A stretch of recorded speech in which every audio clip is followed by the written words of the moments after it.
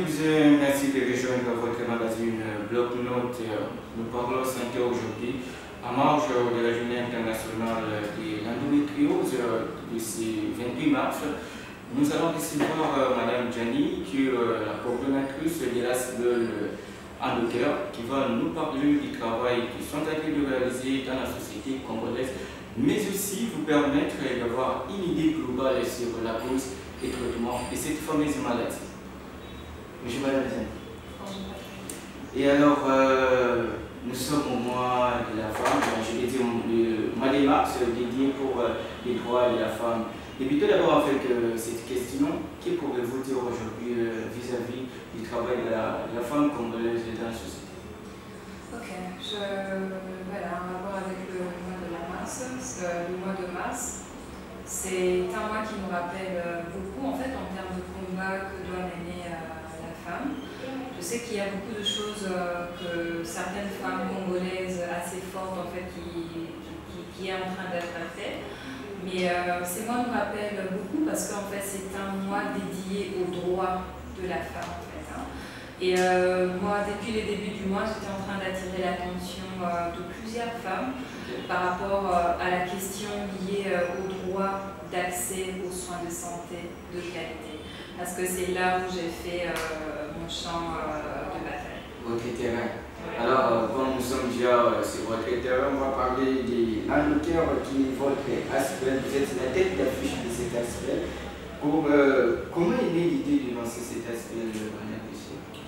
Ok, en fait, l'idée de lancer l'ONG Endocare, qui a aujourd'hui, qui compte près de peut-être plus de 50 activistes en fait en son sein, c'était à cause en fait d'un combat en fait que j'ai mené moi-même contre la maladie appelée endométriose.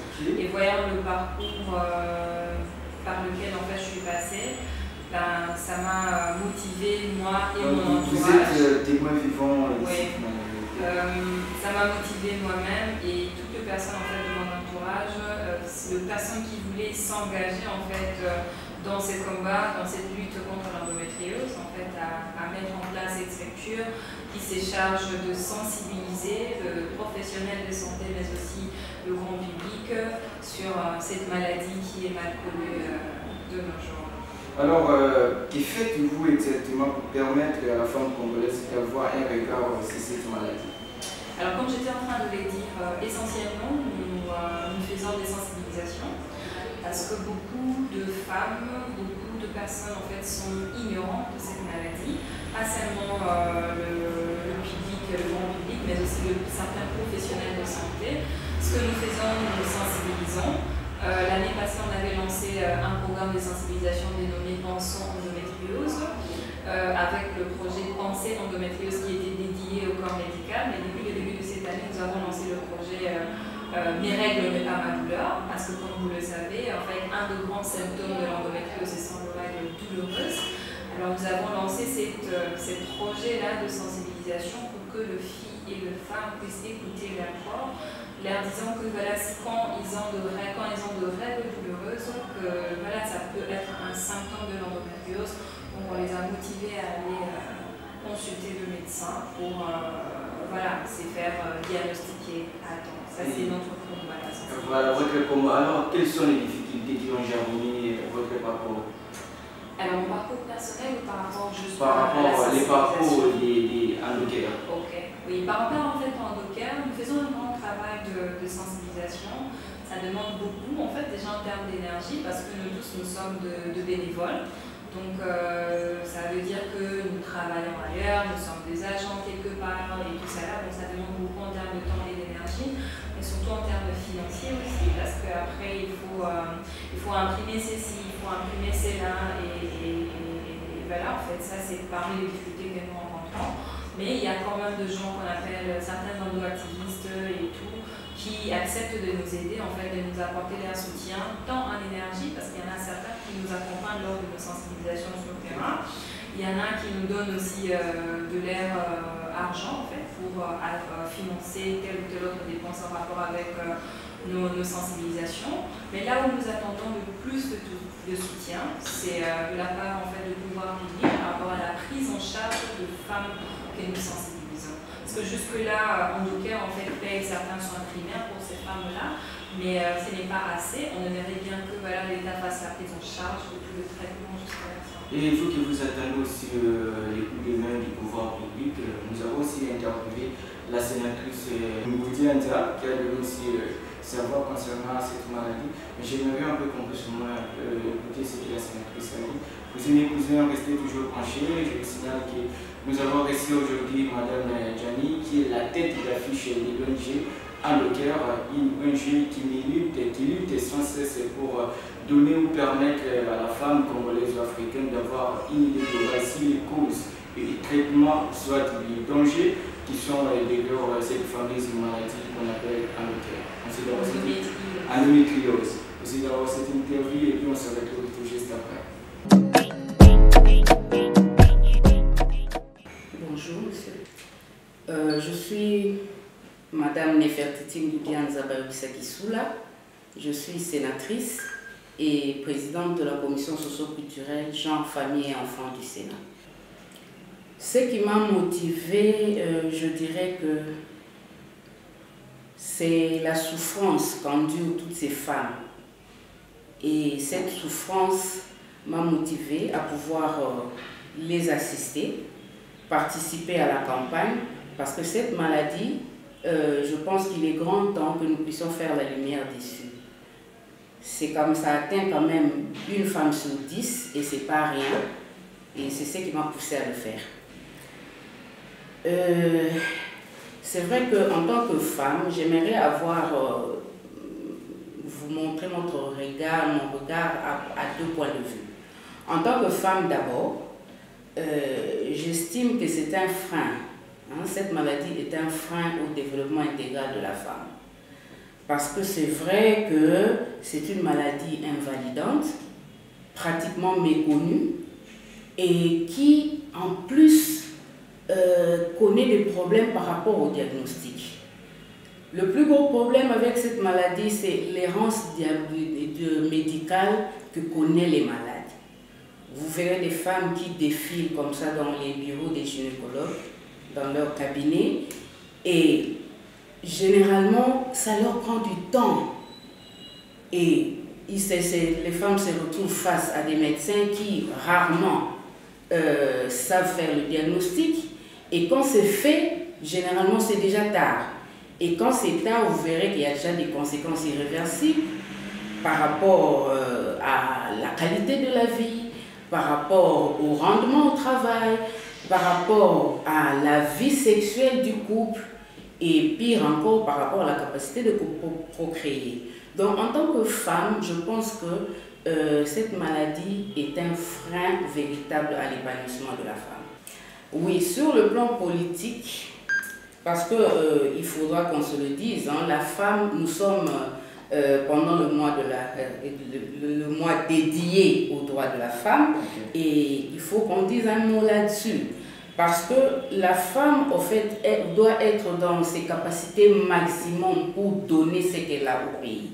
Et quand elle a des problèmes qui sont méconnus, mais qui dérangent effectivement son travail, je crois qu'on doit pouvoir jeter un éclairage dessus.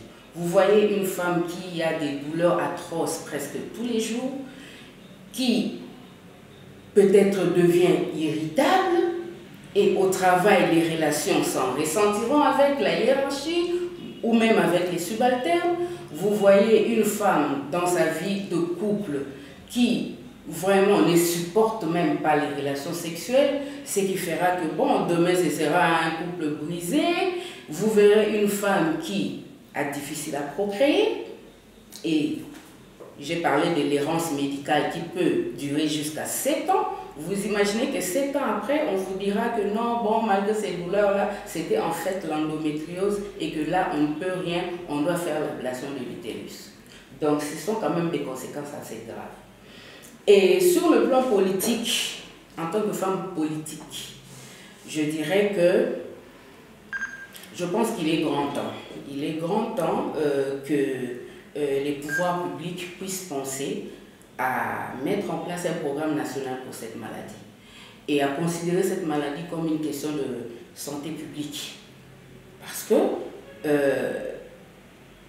le problème de prise en charge en temps utile se pose de façon accrue.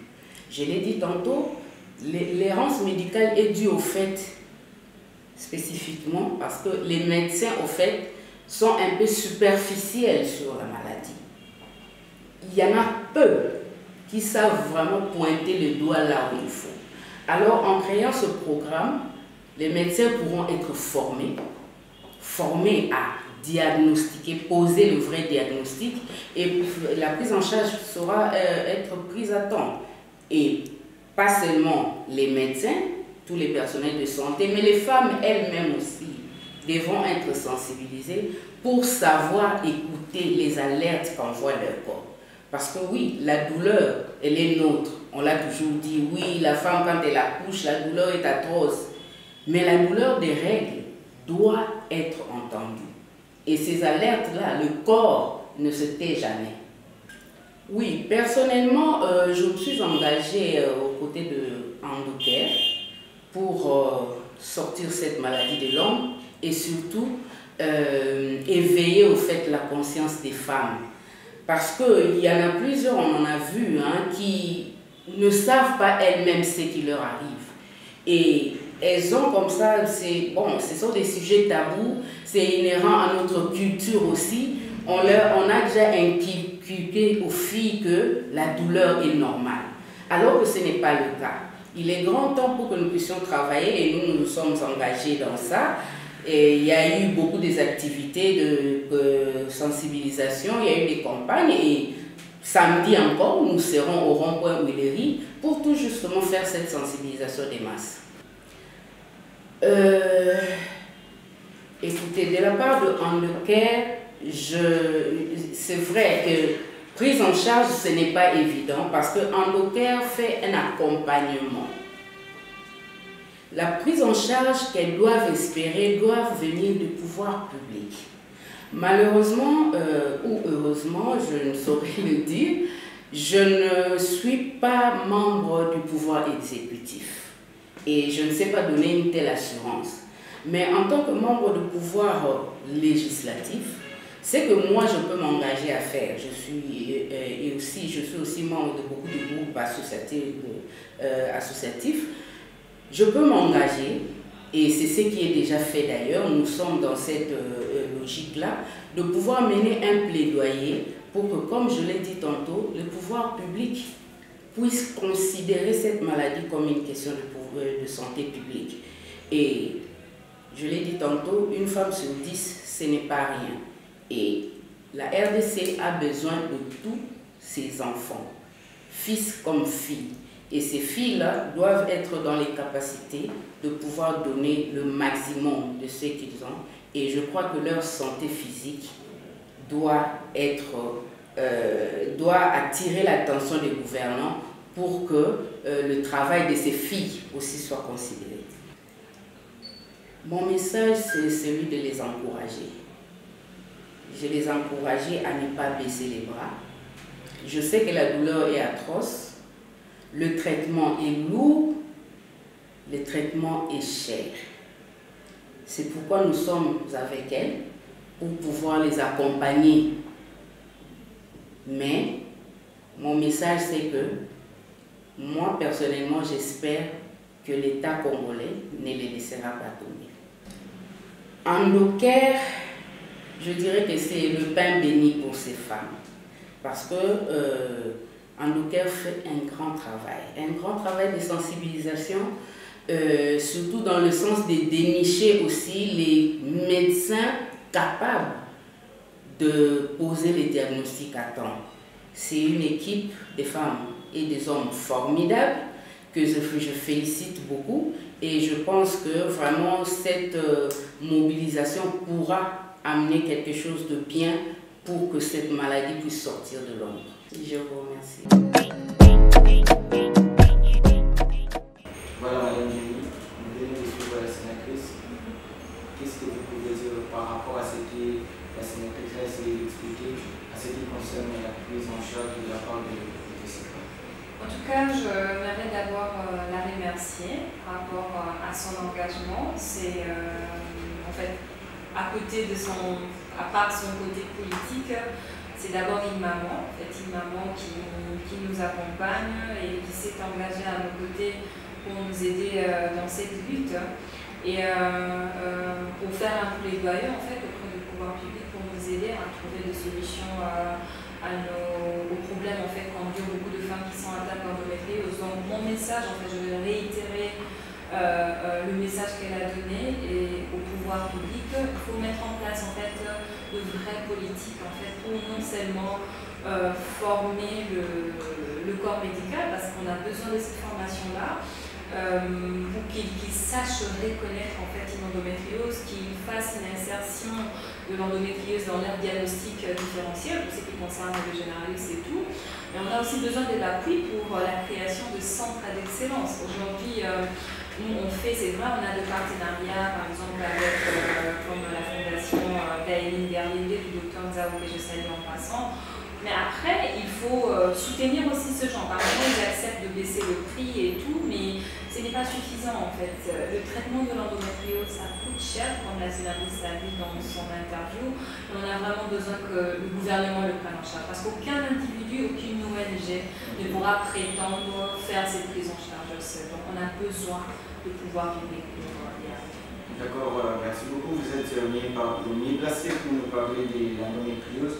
Alors, Madame Janine, pouvez-vous nous dire ce qui provoque l'endométriose? Qu'est-ce qui provoque l'endométriose? Ok, d'abord en fait pour expliquer de façon brève, l'endométriose en fait c'est une maladie gynécologique qui est chronique. Cette maladie cause de règles douloureuses, elle cause de douleurs pendant le rapport sexuel, elle peut causer des douleurs pendant la miction, la défécation, elle peut causer l'infertilité. Alors en termes de cause, en fait, qu'est-ce qui amène cette maladie? Ce n'est pas vraiment connu. En fait, on parle plutôt de théorie. En fait, il y a plusieurs théories qui essayent d'expliquer l'origine de l'endométriose. Alors, normalement, on parle d'endométriose lorsque la paroi interne de l'utérus, on retrouve cette paroi interne appelée endomètre dans d'autres endroits. Ça peut se retrouver au niveau de trompe, ça peut se retrouver au niveau des ovaires, on peut le retrouver au niveau de la paroi intérieure du ventre, donc il y a plusieurs localisations. Alors certains médecins, certains chercheurs, ils disent que c'est à cause de règles rétrogrades. Certains le disent comme ça. Mais d'autres, par contre, parlent de phénomènes environnementaux.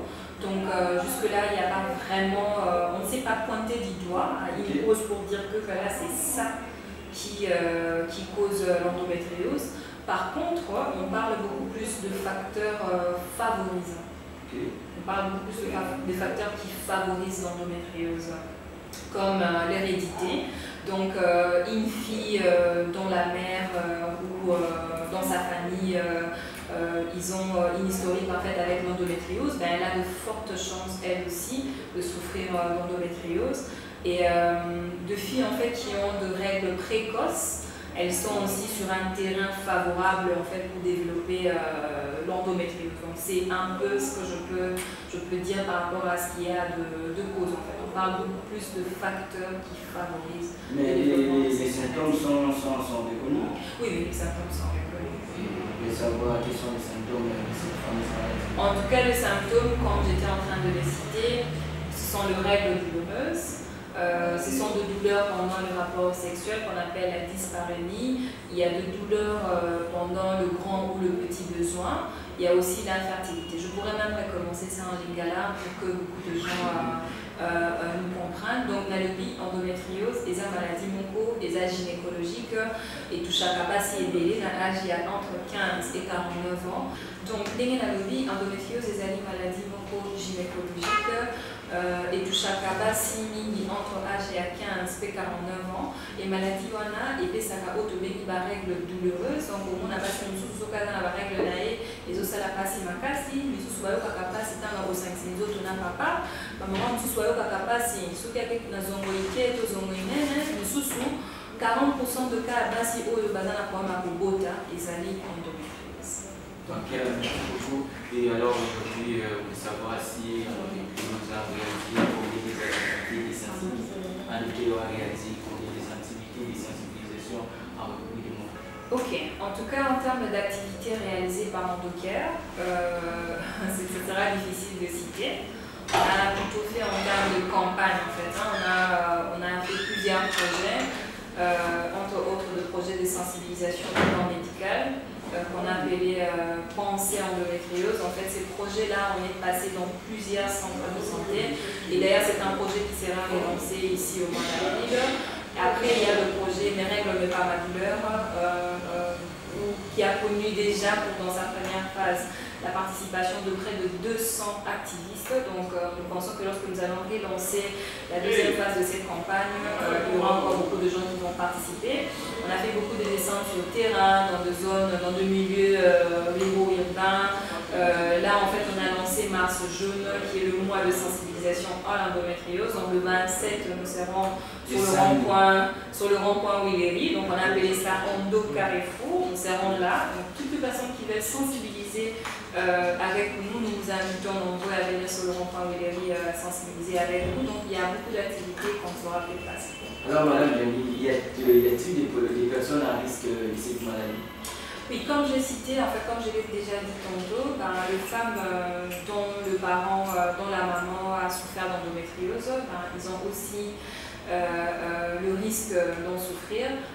Il y a aussi de filles en fait, qui ont connu de façon atroce en fait, de règles précoces, donc genre de filles qui ont réglé à 12 ans et tout, au plus jeune âge. En fait, elles ont beaucoup de risques de développer l'endométriose. Maintenant, y a-t-il des examens destinés par rapport à l'endométriose? Alors, il y a des examens destinés au diagnostic de l'endométriose. Et en fait, on ne fait pas le tout au même moment. Il y a par exemple des échographies. En fait, tout commence par les échanges qu'un médecin a avec le malade. Si c'est un médecin assez avisé, déjà de par les échanges qu'il peut avoir avec la malade, il peut déjà comprendre que voilà, il s'agit d'une endométriose de par l'explication de la patiente. Mais dans d'autres cas, ça peut nécessiter une échographie endovaginale pour essayer un peu de voir la localisation. Si on ne trouve pas, dans certains cas, en fait, ça peut demander une IRM, ça peut demander une laparoscopie. Donc, il y a plusieurs examens en fait, qu'on peut faire selon la localisation de lésion. Tu vois? Si quelqu'un vient et que déjà à l'aide d'une échographie endovaginale, en fait, on arrive à trouver, à localiser le cellule d'endométriose, c'est bon. Mais si on n'arrive pas et que ça demande une recherche assez poussée, là, ils vont recourir à d'autres examens beaucoup plus poussés encore.